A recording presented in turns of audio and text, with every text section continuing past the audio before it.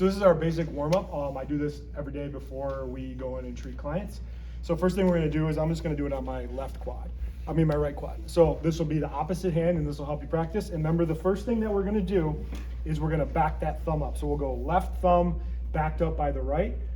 And the first thing we're gonna do is just go in and get our depth. We're gonna sink in depth. And we're gonna say it out loud. Depth, depth, depth, depth, depth. And all we're doing is just feeling. We're not trying to like interpret what's going on. We're like, hey, what spot really feels kind of jammed up? When there's a lot of scar tissue in there, remember, it has decreased compressibility. Scar tissue is like glue that gets in there and it just doesn't feel right. It isn't a trigger point, it's actually scar tissue, which is different than a trigger point. So then we'll just kind of do that scan. Depth, depth, depth.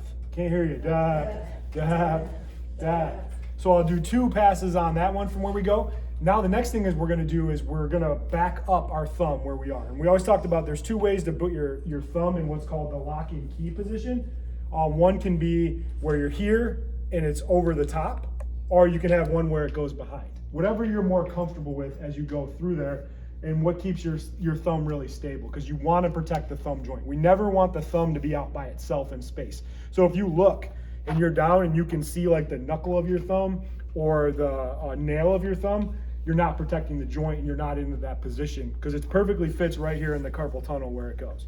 So now we're gonna get a little bit more depth with that. And what I do is I tuck this elbow in here, because that's gonna help us with some of the other treatments going forward. Now we're gonna get our depth again. And your depth first is going to come with a body lean, then a push through that other hand. And you see how you can go in deeper and feel that? And we're gonna do the same thing, depth, depth. And you're real fluid. And this one will be a little more tender because you can feel a little bit more. Depth, depth. And I do about 2 rounds on that. Depth. And you'll really start to feel where that one spot is jammed up. You're like, oh yeah, that's it. So that's gonna give you an idea of what that worst spot is. And just go slow and see how it's all kind of like a fluid motion. My sternum dictates when we go forward. So don't try it. You don't get in that bad habit of like bleeding out to the side each way. You wanna go straight in. And then get one where you go straight in, you lean a little bit of a push, and then really push down with that opposite hand that's on top, and see how you can go all the way out. And that's gonna be real tender. That's your absolute depth. So I want you to be able to play in that range where depth isn't like one thing or another, it's somewhere in the middle, and it depends on the tissue, how much scar tissue's in there, and just how big the person's leg is as well. So when you can learn those concepts, they translate back to the treatment itself. So then the next thing we're gonna do is we're gonna practice tension. And tension is really key too, because we have to get proper depth, then tension. So what I want you guys to do is slow down a little bit when you're doing it, as you're learning it. So say we found that spot that's really bad in there, okay? And what I like to do first is do it with just my thumbs backed up. So say my scar tissue is right here, that's where I found that spot that doesn't feel good. Remember, we want to take our thumb and go about a 1/4 inch below that, because it's going to come into us. So then I'm going to back that up, and first we're going to go, I want you to go depth, depth, depth, almost for a 5 count. Depth, depth, depth, depth, depth.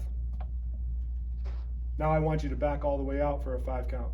Depth, depth, depth, depth, depth. And I want you to feel how that tissue accommodates. See, when you go slow, it goes in nice and easy. And then when you back out slow, it does that too. Because if you just jam into it right away, it's going to be sensitive and the client's going to be really guarded and you're not going to get a good treatment pass on it.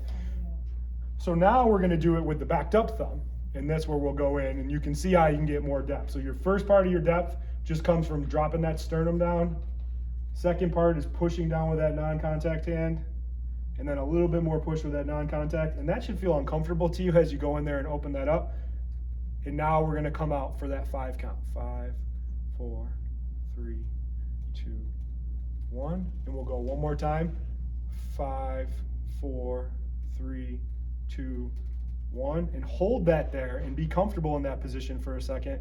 Then come out again for that 5, 4, 3, 2, 1. That's your depth, and I like to do it on both sides, so I'll do 2 on this side, 2 on that side, because you have to be ambidextrous as you go through, because you have to get good with both hands.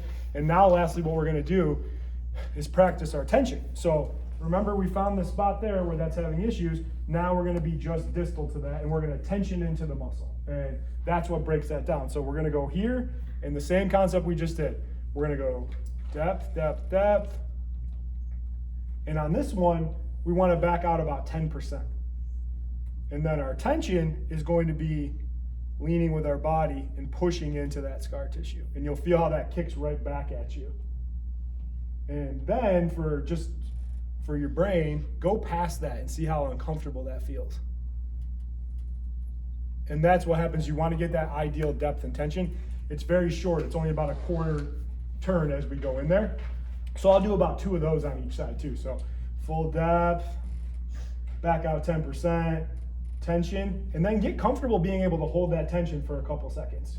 When you're dialed in and your body's lined up and your biomechanics are really good, you should be able to hold that position. If you find yourself like shaking and you're not able to hold it, there's something wrong with your mechanics. Usually your elbow isn't tucked in, you're too far out this way, or you're not using your body.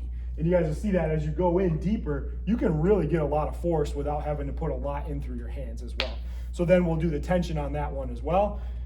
Then we'll switch up and go to the other leg. So this is my daily warm-up from where we go, because this is like learning a new instrument and learning how to do it a different way, because like I said, so many people are too compressive and they don't get enough tension. So it has to be a combination of both. So slowing down and breaking those down as you're first learning, you're like 1,001, 1,002, pause, out for 10, 1,001, 1,002, then tension. And what I saw and a lot of people do when they're first learning it is they get what's called they do like a depth tension. So they'll go in and then they go here. So it's like slowing that down. Think of yourself as like a pilot that before they take off, they're gonna be going through each step in there as well. And when you go slow, then you're able to get more tension on there. Because our goal, of course, is to generate tension on that muscle and break that down. And when you can do this right, this is the difference between having to do 5 passes versus 20. So if you can cut your load in half or even by 60% and you can be more effective, that's a win-win for you and for the client as well. So thank you.